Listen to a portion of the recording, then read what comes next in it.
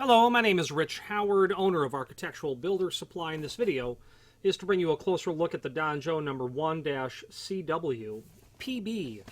This is a CW, it's a commercial wrap rather than their old, they had another designation. I don't recall what it was. It meant residential.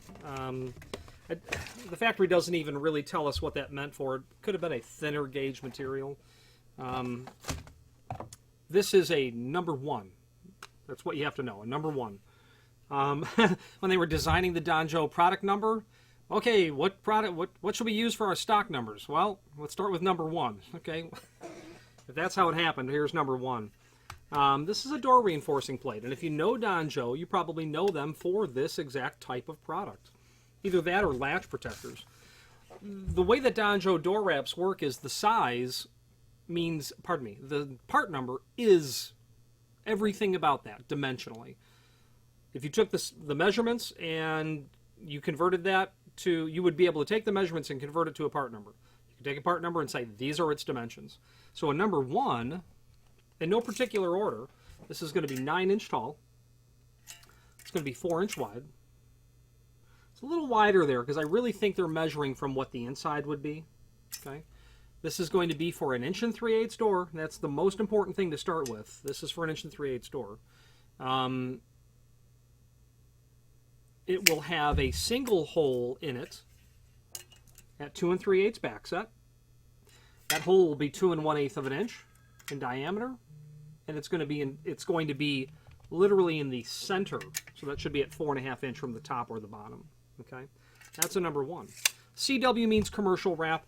I expect that means it's a reference to the thickness of the material. And by the way, what you're seeing here is just the peel away protective film covering the nice pristine brass finish that's on here. Okay. The thickness of this, without peeling that material back, they say it's 22 gauge. 30 thousandths. I don't know what 22 gauge is off the top of my head. My caliper's telling me .038. Okay, so probably 35 thousandths without that peel away protective backer that's here. All right.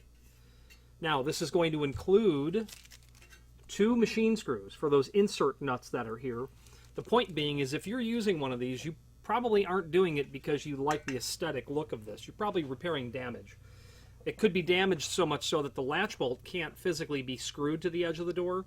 So you attach the latch to the wrap plate directly with these machine screws. Now your latch is attached here. It's also going to include the 4 screws necessary for installing it. There are a couple of extra in this package. You only need 4. 2 here,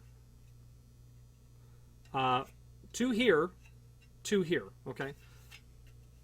Now, installing this item, I've installed these. They can be a hassle, a real hassle, to the point where you need to do a lot of work to get it to work nice, to fit nice. But if you invest the time, it will, other than the fact it will look like you have a plate on the door, it'll fit nice. What I mean is this. When I've installed these, I basically, and be careful when you do this, I would install the latch bolt to the edge of the plate, and I would put it on the door and dry fit it, just dry fit it, put it on there, and try to operate the door. Now be mindful, know how the latch bolt works so that you are not locking yourself on one side of the door. You ought to be able to manipulate that latch from the inside of the hole here, or, don't install the latch bolt and just dry fit it and try to make that work. If your margin is very wide, 3/16, you'll probably have no trouble with this working without any sort of situation. A lot of doors are not that way. They're 1/8 of an inch or smaller, or 1/16 of an inch. And that sort of scenario is when you're going to have, do I invest the time to make this fit nice, or do I just don't? And the don't is where it's ill-fitting, or you decide not to use it at all, and then we can make for you flat plates. Okay? If you don't need a wrap like this. All right. So if you have a real tight margin, not anything you can do to the frame, but you might be able to take the door and move it over a little bit. If your margin between the hinge side of the door and the jamb is excessive, you might be able to maybe just tighten the screws or mortise them a little deeper and bring the door back up. If that's not going to work, what you can do, certainly, is take this and route this flush with the edge of the door. Literally route it so that it's flush, so that nothing comes off at all. Okay. Now that's a hassle because you're going to need to get a router. Doing it with a file, no.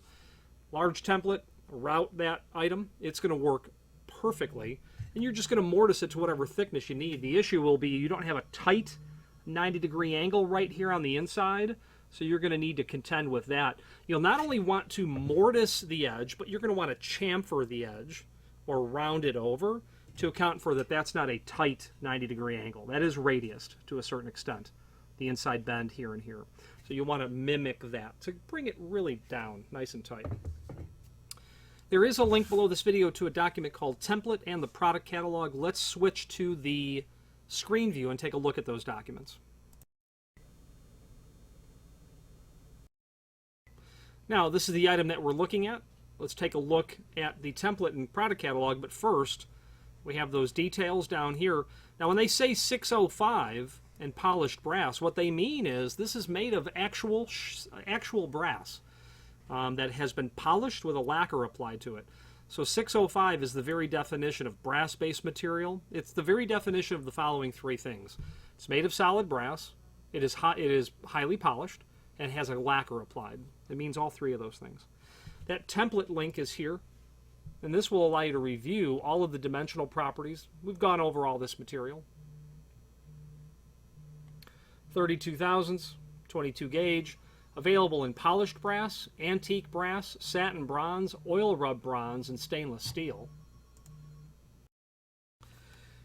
So, a note on the 10B. 10B means oil rubbed bronze.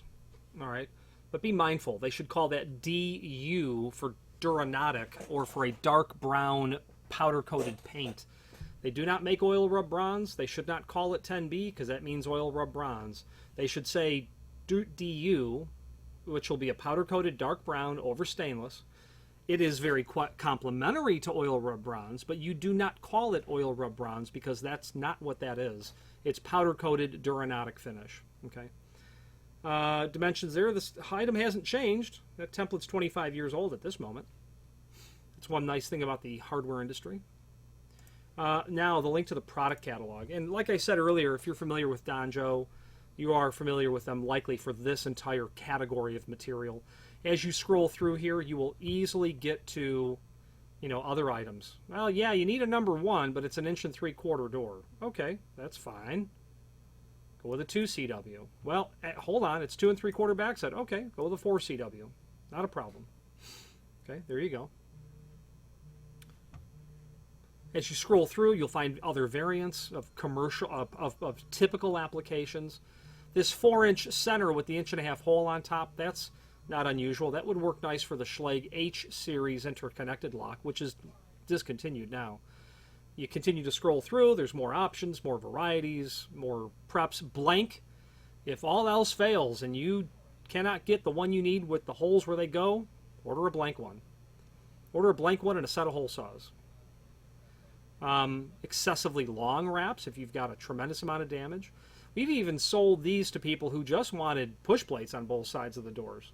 They wanted to take a lock off and they put a close around the door, and now it's just push-pull stuff. So, blank.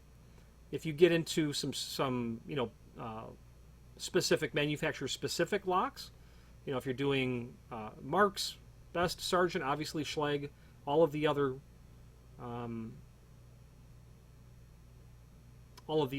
possible culprits in the lock world. If you've got a Simplex 1000 series, you could easily make that 9 CW work, or also the 15 CW if you wanted it to be longer. Specialty locks are here as well. Keep going down. There's more of them. Very occasionally we bump into a requirement that Danjo doesn't have. Like I said in the past, just default to the blank if you have to, and then go from there. Okay. They can even do custom items as well. In my experience with custom items, that can be pretty expensive. And what I mean is, if you have a 2-inch thick door or a 2 1/4 or a 2 1/2, Danjo has something, but you might have a door thickness that's going to cause them to mandatorily manufacture something custom. IW is what it was, interior wraparounds. They don't have IWs anymore. I imagine they were thinner in gauge. They don't talk about it when you call them, etc. So that's the product catalog. Lots of options there. Let's jump over to the link to the manufacturer's page, which is here. That will show you all of the resources from Danjo. And let's finish up this video on camera.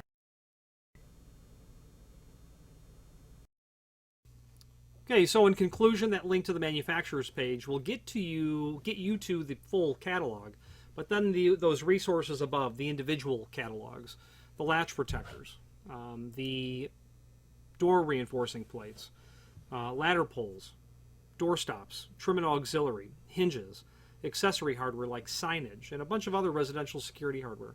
Danjo is an independent company, at least they are at this time, to the extent that they are independent.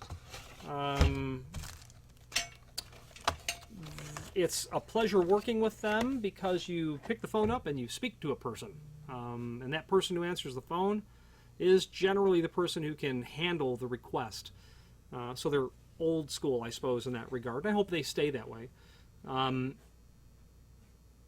There is no company quite exactly like Danjo, but other people make reinforcing plates and latch protectors naturally. But Danjo does a good job in those areas that they involve themselves in, and all those top-level categories are there as separate catalog sections because the complete catalog is a bit of an unwieldy document because there's, who knows, 200 pages in it.